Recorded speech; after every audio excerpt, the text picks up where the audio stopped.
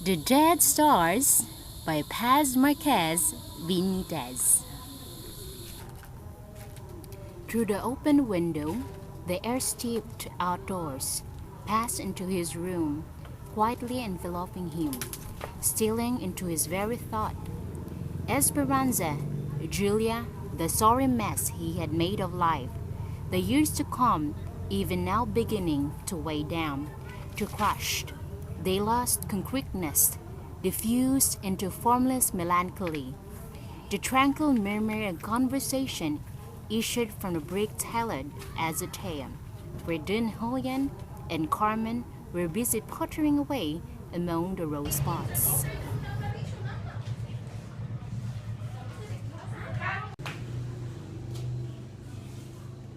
Mama, and when will be the long table visit? I don't know yet. Alfredo is not very specific. But I understand Esperanza wants to be next month. Why is he not a bit more decided? I wonder. He is over 30. Is he not? And still a bachelor. Esperanza must be tired waiting. She does not seem to be in hurry when either. How can a woman be in hurry when the man does not hurry her? How much in love he was In love? With whom? with Esperanza, of course. He has not had another love affair that I know of. I mean is that at the beginning he was enthusiastic. Flowers, serenades, notes, and things like that. Alfredo remembered that period with a wonder not unmixed with shame. That was less than 4 years ago. He could not understand those months of a great hunger that was not of the body, nor yet of the mind, a craving that had seized him. One quiet night, when the moon was abroad and under the dappled shadow of the trees in the plaza, man drew mate. Was he being cheated by life? Love. He seemed to have missed it. Or was the love that others told about a mere fabrications of perverted imagination, an exaggeration of the commonplace, a glorifications of insipid monotonies, such as made out of his life? Was love a combination of circumstances, or sheer native capacity of the soul? In those days, love was for him still the internal puzzle, for love, as he knew it, was a stranger to love as he divined it might be.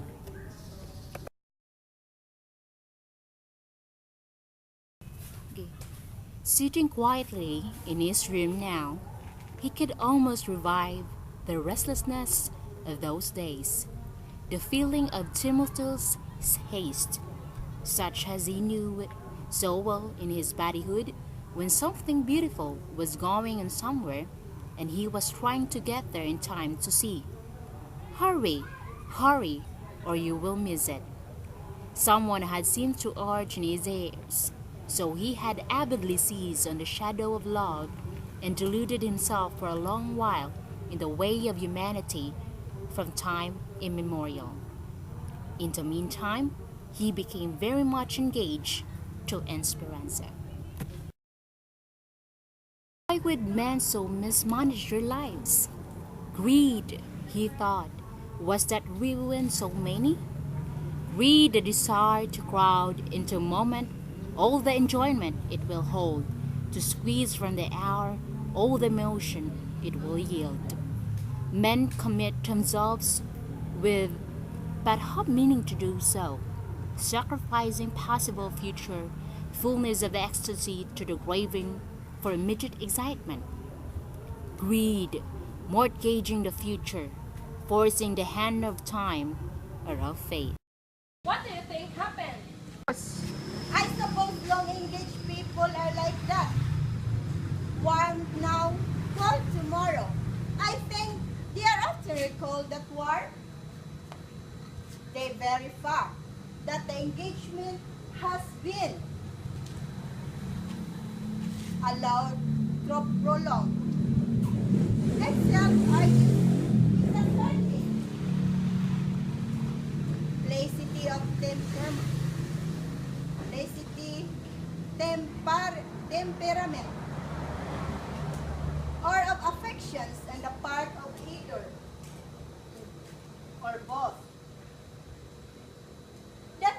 were speaking of is a natural enough for a beginning.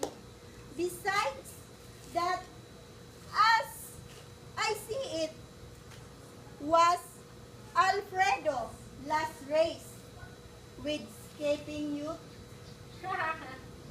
Alas, God of hot blood. Certainly would credit Alfredo Salazar with hot blood. Even his friends had amusingly diagnosed his blood as cool and thin, citing incontrovertible evidence. Tall and slender, he moved with an indolent ease that verged on grace. Under straight, reccentrant hair, a thin face with a satisfying breadth of forehead, slow dreamer's eyes, and astonishing freshness of lips. Indeed, Alfredo Salazar's appearance betokened little of exuberant masculinity, rather a poet with wayward humor, a fastidious artist with keen, clear. Rose and quietly went out of the house. He lingered a moment on the stone steps, then went down the path, shaded by immature acacias, through the little turret gate, which he left swinging back and forth, now opening, now closing, and the gravel road bordered along the farther side by Madri cacao, hedged in the tardy lavender bloom. The gravel road narrowed as it slanted up to the house on the hill. With wide open porches, he could glimpse through the heat-shriveled tamarins in the Martinez yard. 6 weeks ago, that house meant nothing to him save that it was the Martinez house, rented and occupied by Judge Del Valle and his family. 6 weeks ago, Julia Salas meant nothing to him. He did not even know her name, but now, one evening, he had gone neighboring with Don Julian, a rare enough occurrence since he made it a point to avoid all appearance of currying favor with the judge. This particular evening, however, he had allowed himself to be persuaded. A little mental relaxations now and then is beneficial, the old man had said. Besides, a judge could. Well, you know, the rest of the thought is worth a rising young lawyer's trouble, Don Julian conveyed through a shrug and a smile that derided his own worldly wisdom. A young woman had met them at the door. It was evident from the excitement of the judge's children that she was a recent and very welcome arrival.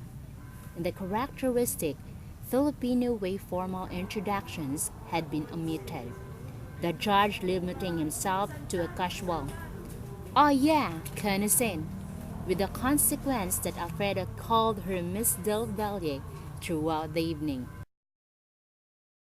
Hi, good afternoon.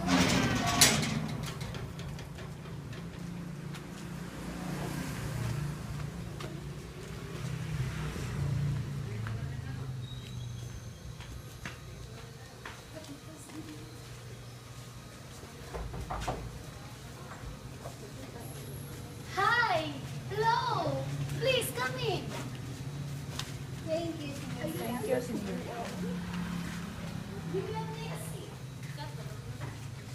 Ah! Okay, we go to the kitchen. Okay, sit down.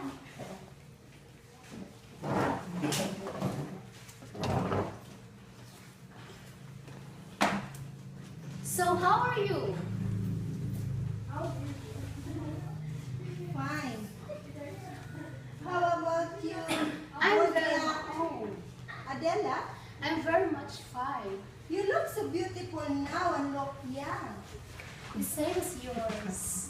Oh, thank you, Dunya. So, how's your business? Good. Huh? How about you, Judge? Very okay. Ah, okay. Now, Doña Adela is so very sexy. Oh, thank you so much. The same as yours. It looks so hot. Yeah, very hot. Well, I see. You look so adorable this day.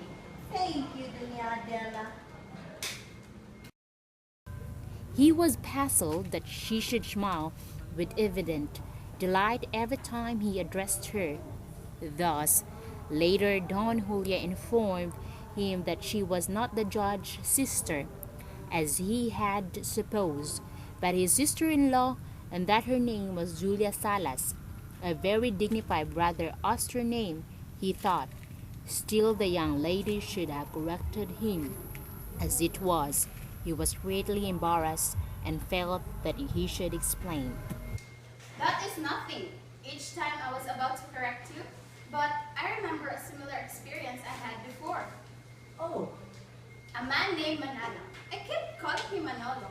After the 10th time or so, the young man rose from his feet and said suddenly, "Pardon me, but my name is Manalo. Manalo. You know, I never forgave him.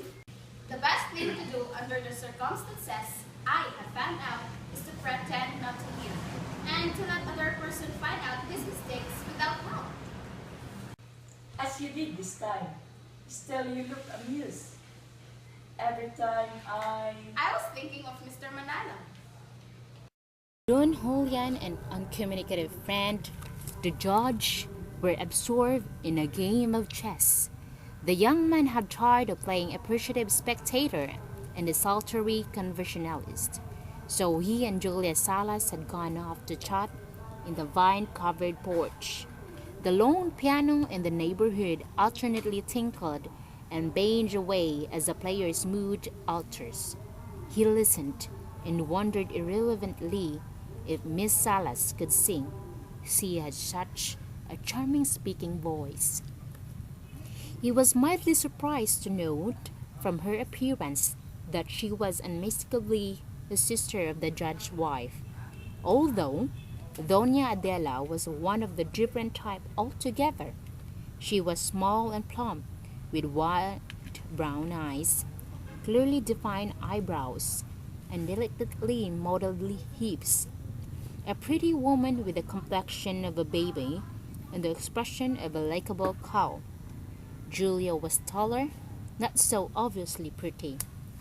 She had the same eyebrows and lips, but she was much darker, of a smooth, rich brown with underlying tones of crimson, which heightened the impression she gave of abounding vitality. One Sunday mornings after Mass, father and son would go crunching up the gravel road to the house on the hill. The judge's wife invariably offered them beer, which Don Julian enjoyed and Alfredo did not. After an hour or so, the chessboard would be brought out. Then Alfredo and Julia Salas would go out to the porch to chat. She sat in the low hammock and in rocking chairs, and the hours warmed. White March hours sped by. He enjoyed talking with her, and it was evident that she liked his company. Yet what feeling there was between them was so undisturbed that it seems a matter of course. Only when Esperanza chanced to ask him indirectly about those visits did some uneasiness creep into his thoughts of the girl next door.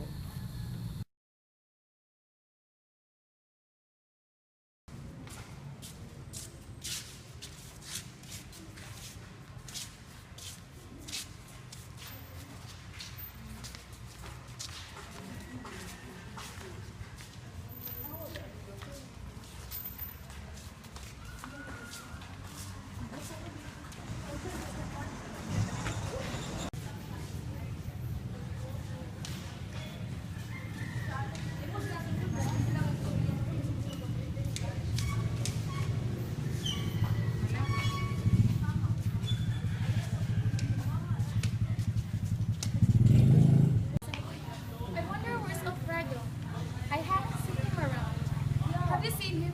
yeah, I never noticed him here.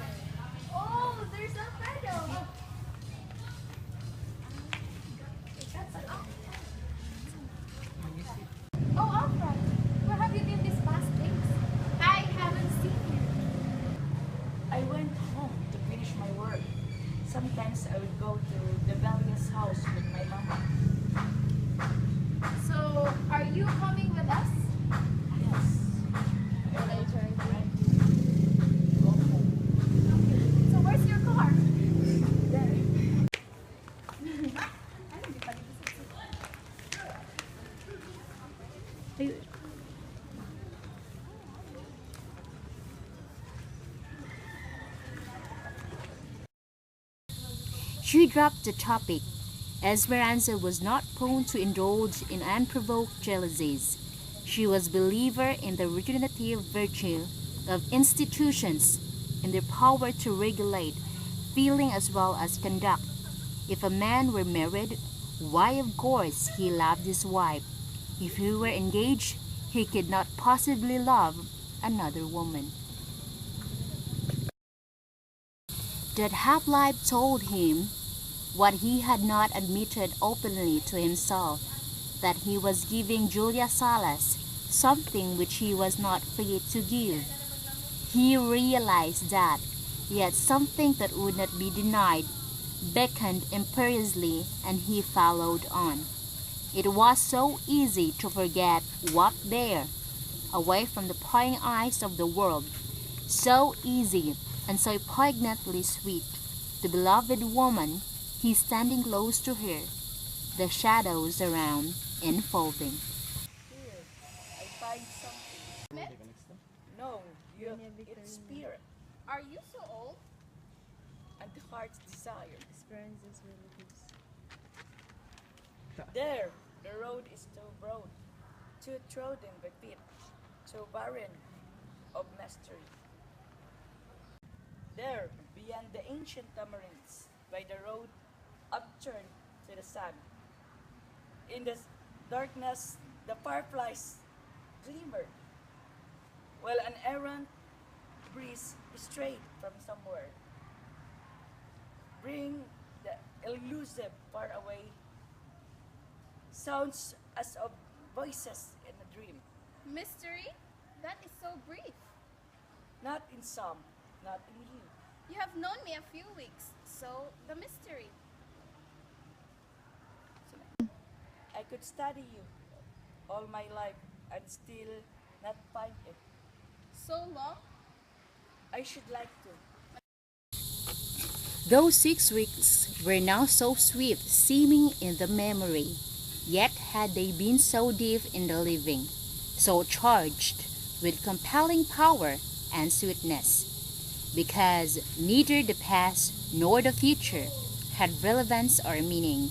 He lived only on the present, day by day, live it intensely, with such a willful shutting out of fact as outstanded him in his calmer moments. Just before Holy Week, Don Julian invited the judge and his family to spend Sunday afternoon. Oh, hi, Doña Juliana. Yes, Dunya. Adela, How are you? you're fine. This is my friends, Dunya Victoria, Dunya Agata, and Dunya Maria Clara. Oh, they're so very pretty and adorable. Oh, thank you. Same as you. So, how are you? Take a seat, take a seat. Thank you, Don. Honey, Oh yes, honey. come here. We have a visitors here. Oh, Judge, you look so handsome. Thank you. Doña Adela, you're so very lucky with your husband, Judge. Of course. He is so handsome. And Doña, Doña, What brought you here, Doña Juliana? Doña Adela and Judge, I would like to invite you to Tanda where I have coconut plantations, a house in the beach. Okay. We're so glad to have your invitation. Are we coming with him? Yes, of course. Okay? Thank you, Doña Adela. Thank you, Judge. thank you for inviting me, Doña. Till next time. Thank you. Okay, thank you. Speaker. That day, Don Juliana sauntered off with the judge to show him what a thriving young coconut looked like.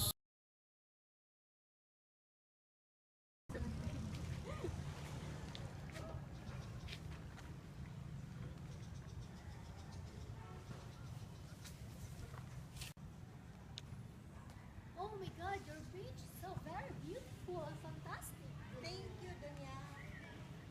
Dunya Juliana, your place very nice and very... Thank you. Yes, that is true, Dunya It's Juliana. very... Thank you, Judge. It's very nice. It's very... Oh my God, the trees, The beachfront the is flowers. so nice. Oh You my can God. stay here if you want. Oh, Alfredo left his perch on the bamboo ladder of the house and followed. Here were her footsteps, a narrow arch. He laughed at himself for his black canvas footwear, which he removed forthwith and tossed high up on dry sand. When he came off, she flashed, then smiled with frank pleasure. I hope you are enjoying this. Very much. It looks like home to me, except that we do not have such lovely beach. The The afternoon seemed very short, hasn't it? This, I think, is the last time that we can visit. The last? Why? Oh, you will be too busy, perhaps. Do I seem especially industrious to you? If you are, you never look it. Not perspiring or breathless, as a busy man ought to be.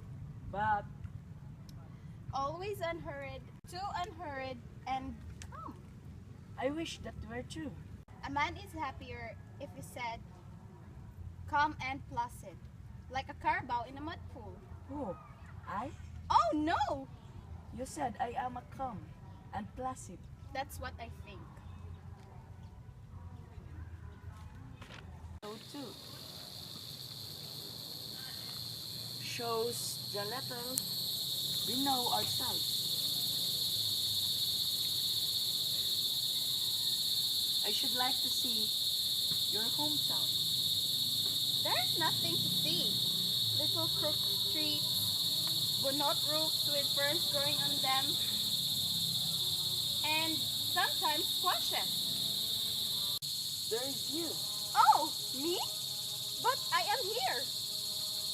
I will not go, of course, until you're there. Will you come? You will find it dull. Well, Americans are rather essential to my entertainment.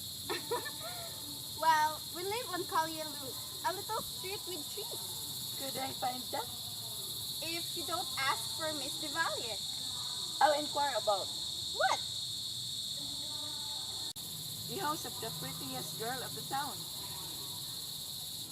There is where you will lose your way.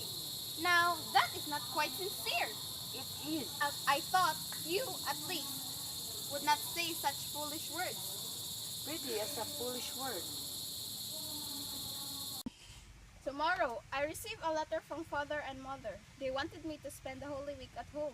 That is why I said this is the last time. And I say to say goodbye? Oh, no, you don't need to. No, but I want to. There's no time. Home seems so far from here. This is almost like another life. I know this is elsewhere, yet strange enough. I cannot get rid of all things. Old things? Oh, all things. Mistakes, encumbrances, old baggages. Goodbye.